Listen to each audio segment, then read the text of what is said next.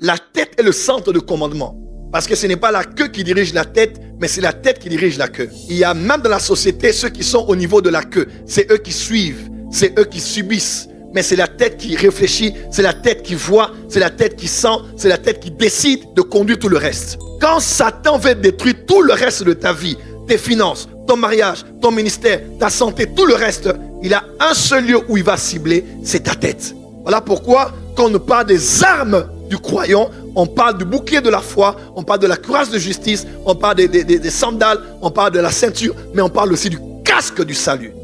Parce qu'il y a un lieu où la guerre a lieu. J'aimerais vous dire ici, la guerre spirituelle a pour terrain de combat spirituel les pensées de l'homme. Ne croyez pas que la guerre spirituelle est d'abord au niveau seulement du deuxième ciel, ou bien sous la mer, ou dans la forêt, ou dans un lieu où il y a l'autel de la famille. Oui, parce que tu ne peux pas devenir ce que tu n'as pas pensé. Impossible. Donc il faut que quelque chose en toi soit en alignement avec ce qu'on a décidé de faire dans ta vie. Voilà pourquoi quand l'esprit de mort vient, ça fait entrer d'abord des pensées de mort. Je vais mourir, je ne vaux pas la peine, je suis un bon à rien.